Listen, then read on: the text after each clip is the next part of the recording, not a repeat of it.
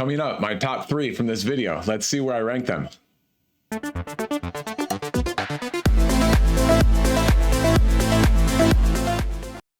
Welcome to KDX Bricks Analytics, where I watch all the Lego investing and reselling videos so that you don't have to. So let's jump right into it. It is time for our next cumulative table video. We just got in from the neighborhood pool. They were doing movie night. They were showing Minions too, a lot of fun, but that's why my hair is looking all wet and kind of funky. To quote Michael Scott, I wear it like that sometimes. And actually, on the same topic, my wife wanted me to tell you that she told me to fix my hair before recording a video. And I said, And she said, well, make sure you tell everybody because it looks ridiculous. I think she even said it looks a little bit like Dumb and Dumber. Oh well, we'll move on from that topic and get into some Lego stuff. But first, before we get into this table, I want to talk about this last week, which was awesome. We had a couple of Prime days at Amazon. We had VIP days at Lego. A lot of the other retailers followed suit. Some couple of great deals at Best Buy, a lot of great deals at Target, and maybe even 1 or 2 at Walmart. So if you watched my previous video, you know that I made this purchase right here from lego.com. And if I go over to my Honey account, I went through Honey to make that purchase. And a part of the Honey bonuses at the time were, number 1, a $40 reward. So that's the $39.99 right here. And then on top of it, it said that there was a 7% cash back for shopping at lego.com. Now, I wasn't sure if I was going to get both of those. And when I made this purchase back on 6/10, it was for the T-Rex set. I did get the $20 bonus at the time.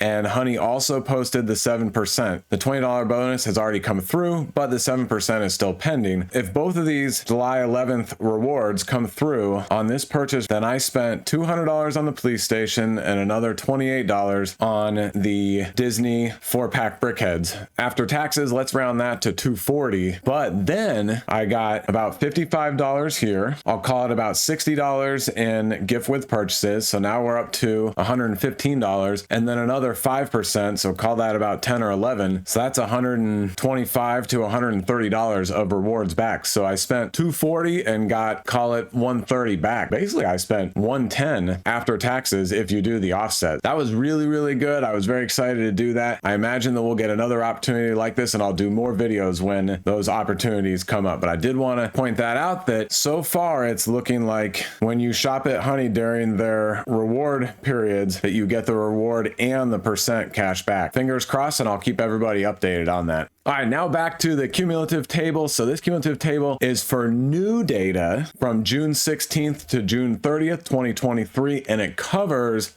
the 6-month period, January 1st to June 30th. I know originally I said I was going to do it in a 4-month rolling period, but I decided to do 6 months. So the next video on this, it will no longer say June 1st, it'll move forward to June 15th, and then it will go through July 15th. For those of you that have not seen one of my videos on these tables and the sets, I'll give a quick explanation. Everybody else can jump forward 30 seconds or a minute, but what I do on this channel is I watch all of the other Lego investing and reselling videos, and every time a set gets mentioned, I record it down on this table, and for every mention, I record an enthusiasm score based on how excited the YouTuber is about that set for investing. The enthusiasm score, or E-score, is a 0 to 3. Obviously a 0, the person is saying don't invest in it at all, and that is a separate table and a separate video that I'll do here pretty soon. For this table, E-scores, individual mentions get E-scores of 1, 2, or 3. A 2 means the person mentioned it and they're neutral. Hey, this is a good investment. A 3 means the YouTuber mentioned it and said they believe this is going to be a fantastic investment. And then a 1 is when the YouTuber mentioned the set and they said, hey, look, I'm interested in it. Maybe it's got a shot, but I'm not really sure yet. Or I think that maybe the investment is only going to be so-so. I try to do a couple of update videos on new data and then the cumulative table every couple of weeks. And then, of course, the not top sets table. And you can go check out all my previous videos to get more familiar with all that. Oh, and don't forget, my videos are for entertainment purposes only. I do not provide financial advice. You got to get that from somebody else. For this table, I watched 235 videos over the last 6 months across 15 different channels on YouTube, and it was a total of 1,278 Lego set mentions. That was quite the long intro, but now we'll get into it. So the first set on the table that got some mentions during the last 2-week period is 75342, the Republic Fighter Tank. The R to the left of the set number number and name means that according to Brick Fanatics, it is scheduled to retire at the end of this year. This set and the Ahsoka Tano Brickheadz set continue to take 1 and 2 positions on this table. The Republic Fighter Tank got 2 mentions in the last 2 weeks, up to 43 mentions total in the last 6 months with an E score of 2.7. I agree wholeheartedly. I love this set. It's $40, only 262 pieces. But great minifigures, and of course, other than the battle droids, they're all exclusive. And yes, the clone minifigures are not really from any show or movie. I can't remember if it's from an old toy or from an old video game, something like that. It doesn't matter. They're clone troopers. They look amazing, and honestly, that purple looks fantastic. It's a standout, and it's unique. And we haven't got that color in any other set. And so I agree that this set will do very, very well in retirement. The tank itself is great. You know, it's not a throwaway. A lot of times when you get a lot of minifigures in a set at a lower price point, then the build or the vehicle is kind of a throwaway. Not in this case. It looks great all around. I did want to point out that Samuel L. Jackson looks great in this set with the arm printing. Overall, I'm a big fan of this set. The only hesitation really is that everybody's a big fan of this set, so there's concern that it's way over hoarded. I'm not worried about that, even if it's a little bit of a hold time. I think it will do very well in retirement. Next one up on the list that got a change in the last 2 weeks is the Ideas Medieval Blacksmith 21325, also retiring at the end of this year. Almost a 3-year shelf life, but 23 mentions and an E-score of 2.6. Another set that I absolutely love. Again, another one that a lot of people are concerned about. Everybody already lining up and knowing that this set's going to do well in retirement. With this one, I'm not worried about that either. This one's a much better price point than the last at $180. We've been able to get it for $150 or even less. If you add in all of the rewards to have an actual value, I guess, be less than that this last week. There's just so many great details that it's going to be a winner for many years to come. It will be a very desirable set for many years into the future. And the minifigures themselves look great. Although Brickset says that all 4 of them are unique, in my opinion, none of them are unique because all of the elements can be found in other sets. Yes, the individual combination of these elements right here are unique to this set, but you can piece this figure together from other sets. It's not too many other sets. It's the 3-in-1 medieval castle, and I think the original Bricklink designer program castle, and maybe 1 or 2 other sets. They still look really good, and we haven't had a lot of medieval minifigures in a long time. Here's another picture of the minifigures that looks really good. Yeah, they look nice, and I love the crest that's a throwback to the old days. Good printing there with the horse. Now on to another Star Wars set, 75333, Obi-Wan Kenobi's Jedi Starfighter. $30, can get it for $23 or $4 all the time, and I am hoping that we get an opportunity to get it below $20 sometime. All 3 minifigures are exclusive and they look amazing. Tan Wee was an awesome character in the movie, and of course R4 gave us a ton of good laughs. But there is one big problem with this set, and that is that from the June Brick Fanatics retirement list to the July Brick Fanatics retirement list, it fell off. So now the expectation is this set will not retire at the end of this year. On the table, it has 20 mentions with an enthusiasm score of 2.9. That is the highest, and I think that number will start to drop a little bit because another year on the shelves will hurt its investment opportunity, even though I still think it will do well. But I'm not picking any up right now. I'm going to wait until probably about 12 months from now. I think I have 1 or 2 at this point, but I'm going to wait and see how this set goes and see if we actually think it's going to retire at the end of 2024. Now on to another idea set. This is the Winnie the Pooh $100 set. Last week, Honey had a $20 reward plus the 7% plus the 5% VIP points at Lego. So you could have got this set for an equivalent of around $70 or $75. And then if you got this and you went over the $220 threshold with some other sets that also had similar deals on Honey, then you could have really made out. This set is another one that I love. I've built it, and actually it is, yeah, it's right up there, right up that way, but you can't see it. And it's next to the tree house on the one side and the the corner garage on the other side. But this set is a big winner to me for a number of reasons. It's so nostalgic. It goes back so many decades. The minifigures are exclusive and they look great. Also, the build is really good. Lego has a habit of slacking off on the trees, more specifically like slacking off on the size and the volume of stuff in the trees. And here, even though it would have been nice to have maybe another one or two branches to have it even look fuller, at least this one looks full. There's a lot of volume and mass there. It's a very nice looking complete set with that tree and with the little hut. A good looking set from all angles, and then a huge element that we all like about this set is that it opens up with a lot of great detail on the interior. This one got 2 more mentions, up to 19 with an enthusiasm score of 2.4. And again, it's $100 for over 1,200 pieces. It is a great deal. I am a huge fan of this set. And now a diorama set, the Death Star Trash Compactor 75339, 17 mentions with an E-score of 2.5. I like the dioramas a lot. This one is my least favorite in terms of how it looks. It's my second least favorite in the original 3 because this one at least has a bunch of minifigures, even though most of the minifigure elements are not exclusive. Really, the only element of note is the torso for when Luke and Han are playing Comic-Con and dressed up like a stormtrooper.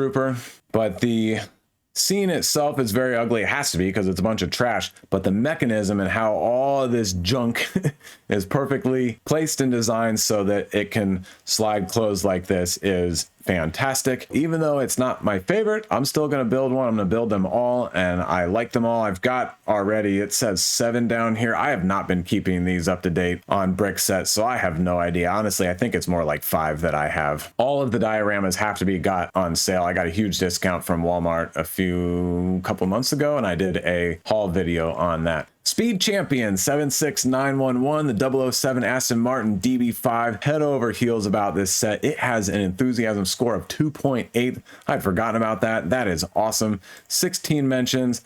The vehicle looks amazing. Daniel Craig minifigure looks amazing. It is an 8-stud wide, still at the $20 price point. You can get it on sale. It has a 4.5 on brick set, which is really good. It's retiring at the end of this year, so less than a year and a half shelf life. Looking at these images, it looks great, great, great. It is better than the larger scale Creator DB5 that Lego put out a few years ago with all those mechanisms. I have that set too, and I built it. The ejection seat is fantastic. And of course, it is from a very long running movie franchise. I think this one will do very well in retirement. 75336, the Inquisitor Transport Scythe. Although the Obi-Wan Kenobi series was not the most popular, I enjoyed it for the most part. I really like all the ships and the characters and the scenes. I'm pretty easy to please on that front. This set, in my opinion, will be extremely popular, flying a little bit under the radar. Those 4 minifigures that are exclusive are really, really good. Got the Inquisitor, 5th brother, 3rd sister.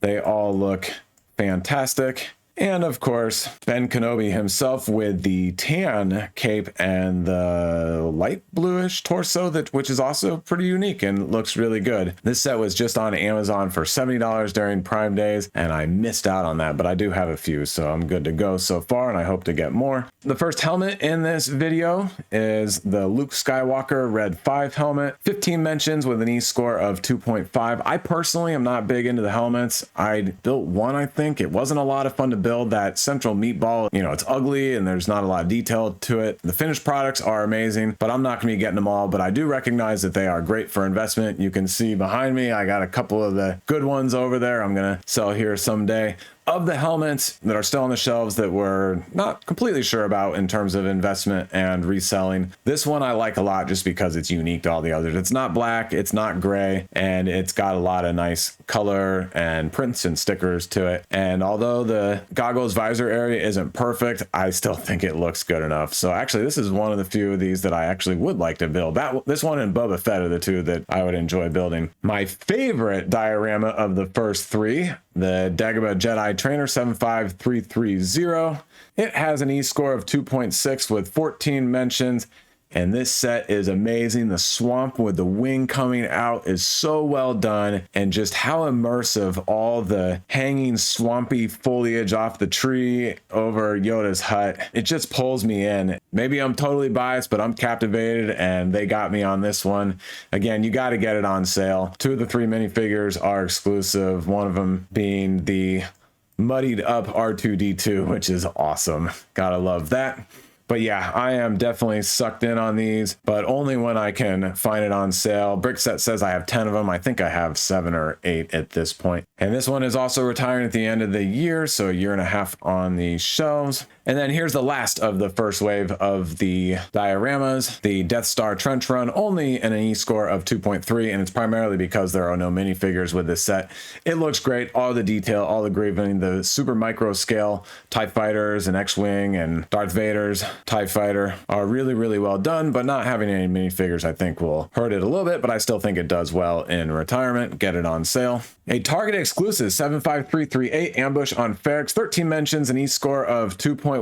This set's really good. The side build speeder bike is nothing special, but the mini gunship, as we've all jokingly called it, looks really good. It's kind of a weird, dopey looking ship, but they're kind of massable. There's multiple of them in the episode and scenes, and absolutely the minifigures are really good. Luthen, love that minifigure. Like both face expressions, and I like I think that's an olive green on the torso and legs.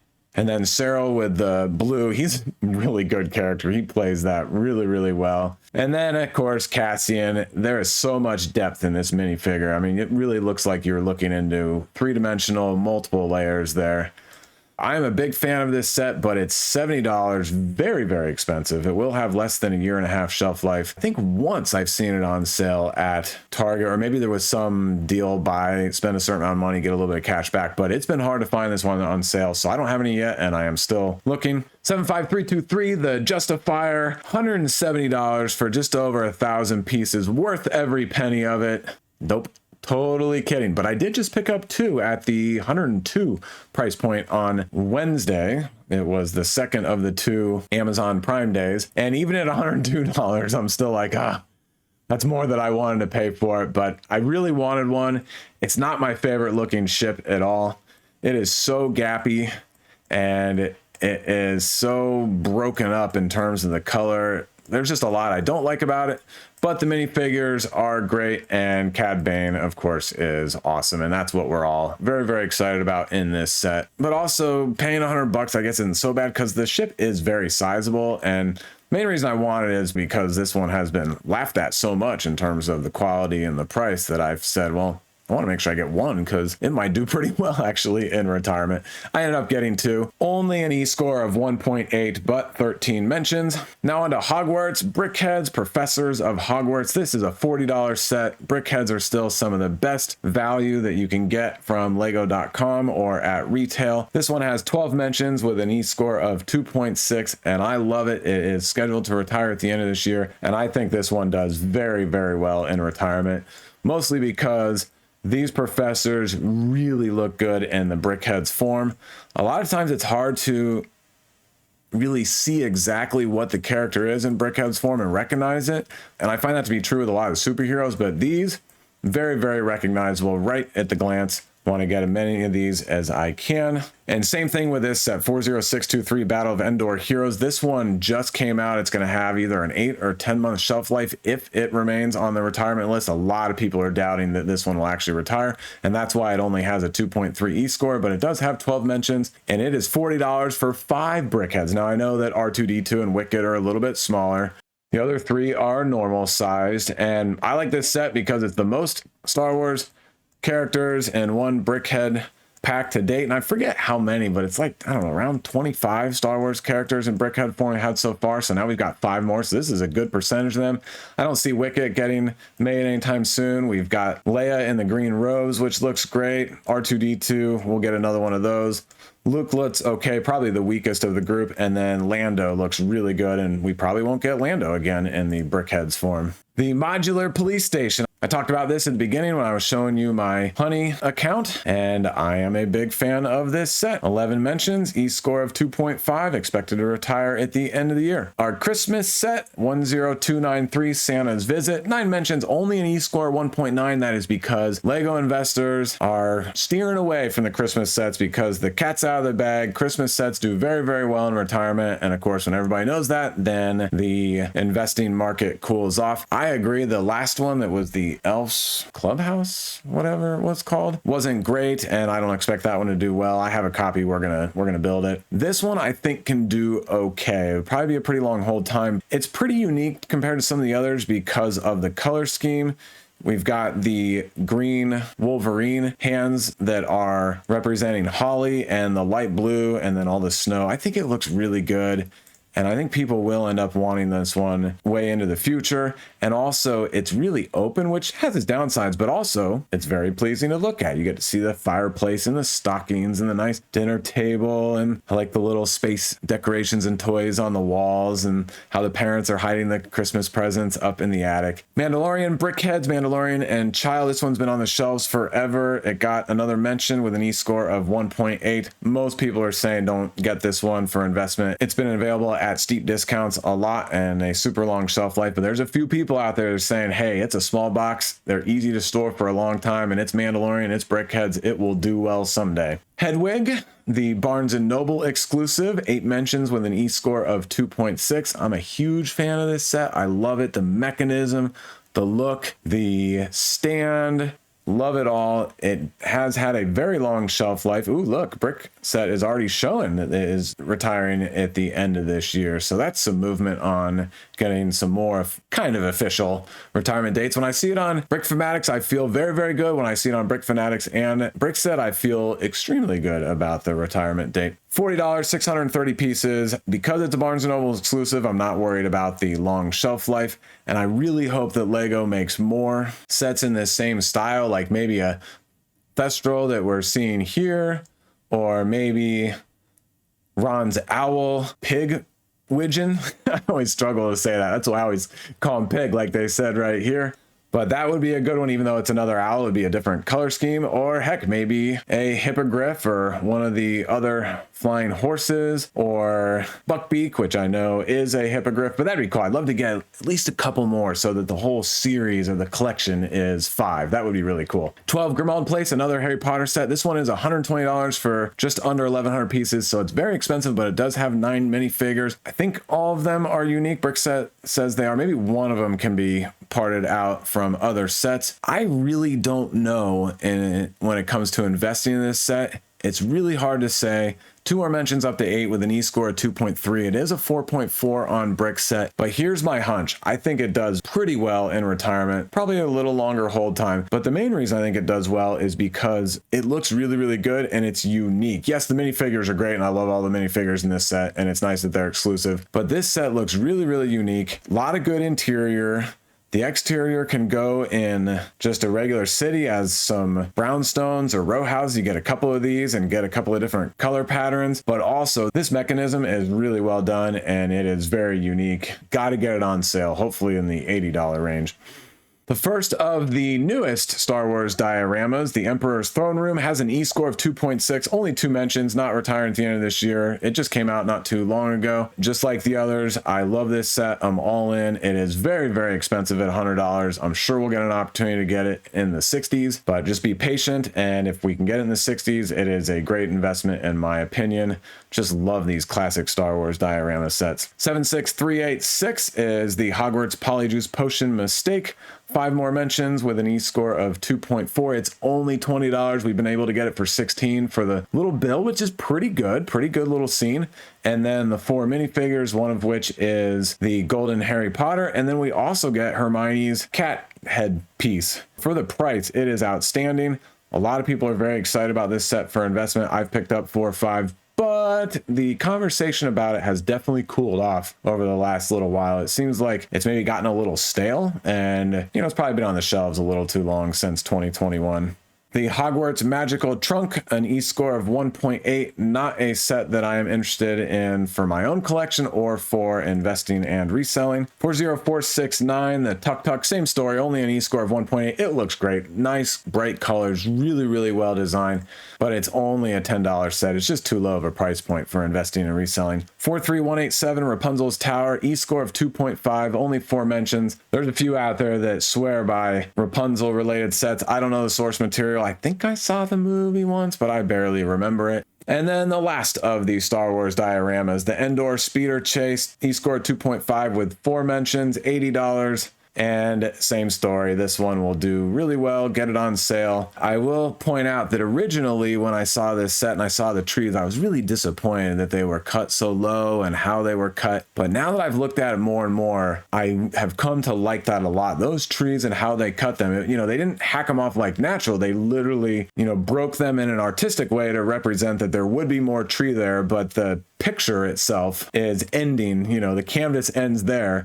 And so the way they did that to frame the action from this scene, which is the 2 speeder bikes and the 3 minifigures, is excellent in my opinion. I like this set a lot. It looks good from all sides too.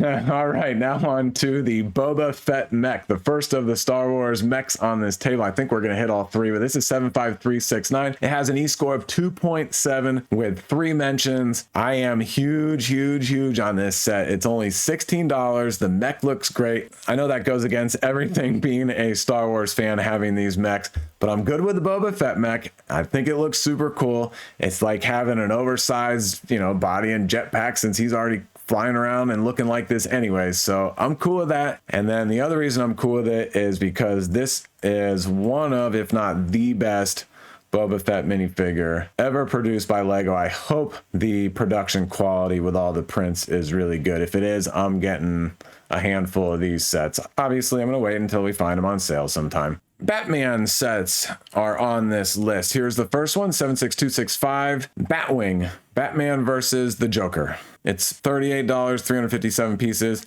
It's okay. Honestly, it looks good. The Batwing looks good. It looks like it would be a lot of fun for kids to play with, but there's been so much Batman versus the Joker. I'm not that excited about it yet. Of the new wave that are all basically Batman versus the Joker, this is probably my favorite, but right now I'm not that excited about it. A Ninjago set. I forgot that was on this table. 2.3 enthusiasm score with 3 mentions. Oh, I forgot to say the Batwing also has 3 mentions and an E-score of 2.7. But back to this set, I don't like it a lot. It's $150 for 989 pieces. Crazy expensive, especially when we're talking about Ninjago. Minifigures look good. I don't like the 3-headed dragons, and I don't like so much gold on a dragon because it just washes out for me. I know that Ninjago dragons can do well, but this is one that I'm not interested in. To 1187, it's actually retiring at the end of this month. That's why it's got the R-July in here. E-score of 2, not one that I'm interested in across the board. It's just too expensive at $100. I didn't even pick it up at $60 when I saw it somewhere.